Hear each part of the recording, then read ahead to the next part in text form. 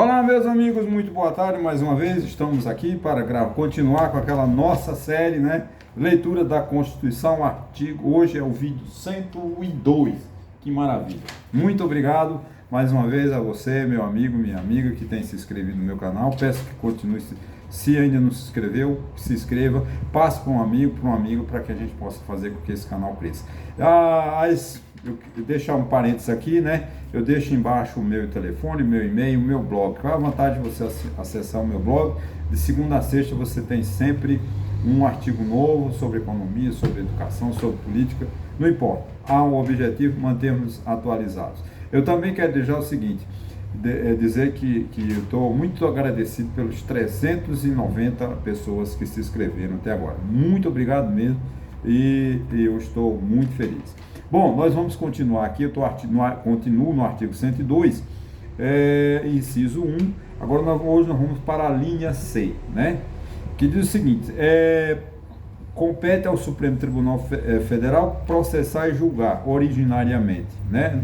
A linha C, letra C, nas infrações penais comuns e nos crimes de responsabilidade dos ministros de Estado e os comandantes da Marinha, do Exército e da Aeronáutica, ressalvando o artigo 52, inciso 1, e membros dos tribunais superiores e dos tribunais de contas da União e os chefes de missão diplomática. Então você vê que as autoridades ela tem um leque, uma amplitude, né, muito grande quando vem para o crime comum.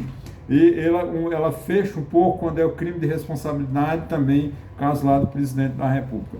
Então, o artigo 52 que eu mencionei, inciso 1, é exatamente a autorização do processo, a abertura do processo de impeachment do presidente da República. Então, o que acontece? O ministro da Marinha comete um crime, o STF que vai julgar. O ministro do Exército, o STF que vai julgar. O ministro da Aeronáutica também, competência do presidente do STF. Os ministros do Tribunal de Contas também, que são importantíssimos, né? O Tribunal de Contas da União, ele tem uma importância fundamental na estrutura política, na estrutura organizacional e estrutura, assim, contábil da União. Porque é o Tribunal de Contas que dá um parecer, né? que verifica, contabiliza, investiga se todos os gastos, né, da União estão de acordo com a lei, né? Logo nós vamos voltando para o artigo 70, né, da Constituição, né? Todo aquele que pega recurso público da União, do Estado, do município, ele tem a obrigação de prestar conta. Chama-se dinheiros, né, o dinheiro público, né? Eu vou até aqui no artigo, ver se eu acho aqui o artigo 70, para a gente lembrar qual é a importância do Tribunal de Contas. Artigo 70, deixa eu ver, achar aqui o artigo 60, artigo 70, que é onde trata das 70, né?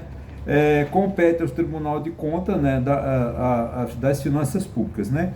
A fiscalização contábil, financeira, orçamentária, operacional e patrimonial da União, das entidades da administração direta e indireta, quanto à legalidade, legitimidade, economicidade, aplicação das subvenções e renúncia de receitas será exercida pelo Congresso Nacional mediante controle externo e pelo sistema de controle interno de cada poder. Parágrafo 1. Prestará conta qualquer pessoa física ou jurídica, pública ou privada, que realize, arrecade, guarde, gerencie ou administre dinheiros, bens de valores públicos ou pelos quais a União responda ou que em nome desta assuma obrigações de natureza pecuniária. Gente, isso é muito importante, porque nós vivemos sobre a res pública. O que é res? Res é coisa em latim e pública é pública. Todos os bens da União, as praças, os postes, o calçamento, os canos, são nossos. Então, é de fundamental importância que o cidadão tenha esse dever. Isso é uma obrigação de cidadão, né? Zelar pelo patrimônio público, porque o patrimônio público é de todos. Não podemos negligenciar isso. Principalmente o servidor público, ele tem que trabalhar de acordo com a lei. O servidor público ele só pode fazer uma coisa se a lei permitir. Se a lei não permitir, ele não pode fazer. Nós, cidadãos comuns, se a lei não proíbe, a gente pode fazer.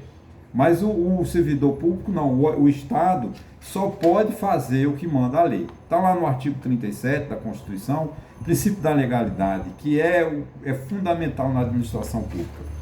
Então, os administradores públicos, eles precisam do zelo, eles precisam de serem atentos, serem responsáveis com a administração, com os bens da União.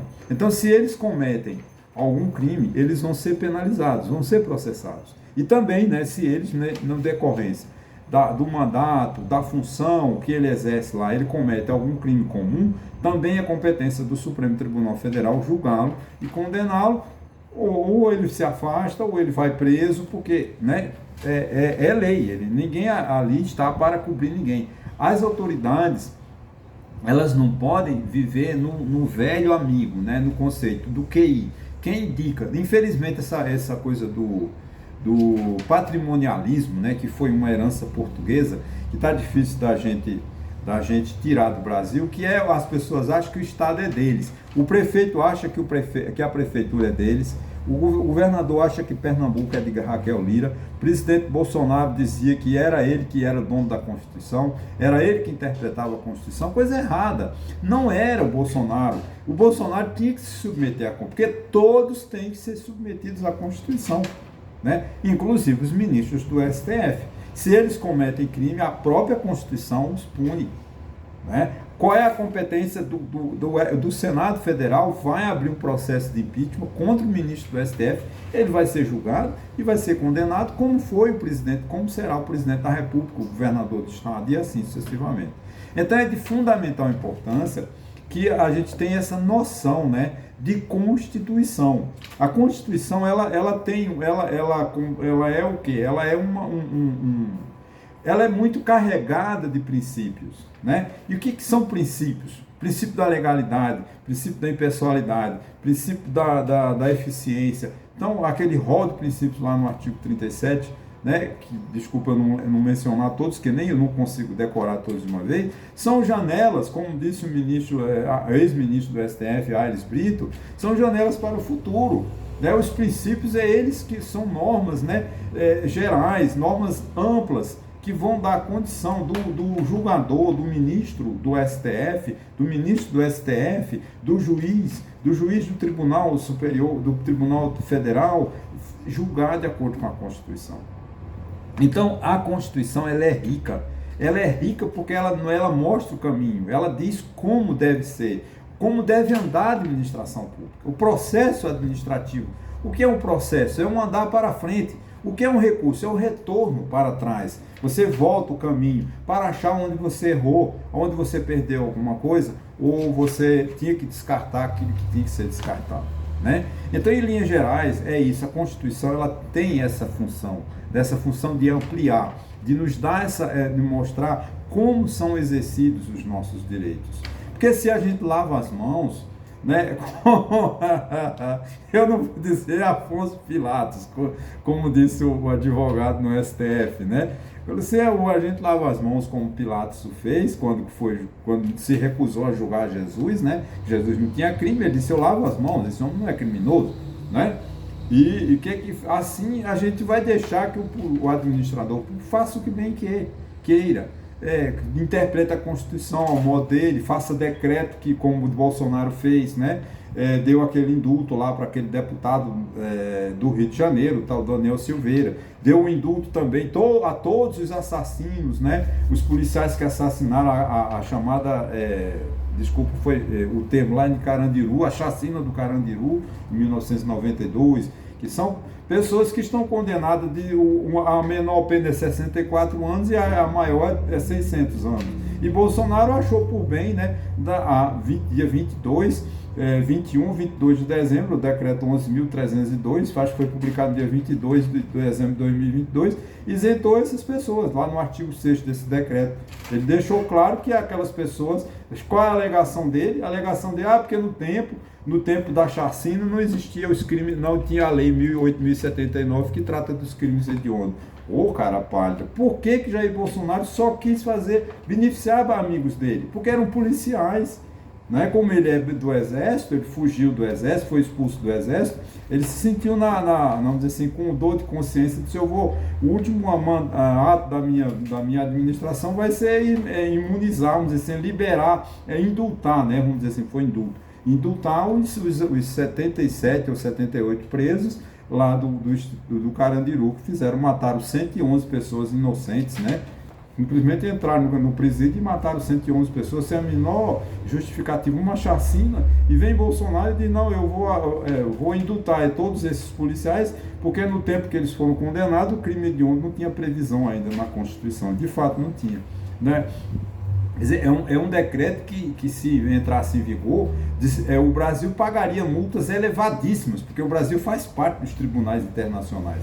E essa chacina da Candelária é considerada os crimes contra a humanidade, né? Os crimes que todo interessa ao mundo, né? Tanto é que a nós agora está em moda o TPI, Tribunal Penal Internacional, que seria, né, que o Lula, né, desconheceu. Mas voltando aqui ao assunto da Constituição, é fundamental essa previsão, né, que tem um foro adequado, um juiz para punir os ministros de Estado, os ministros do Defesa, o ministro do Exército, da Marinha, da Aeronáutica, os ministros dos Tribunais de Contas, dos Tribunais Superiores. Para quê? Para que haja ordem, para que a gente cumpra a Constituição. Ok? Olha, muito obrigado e continuamos na próxima segunda-feira.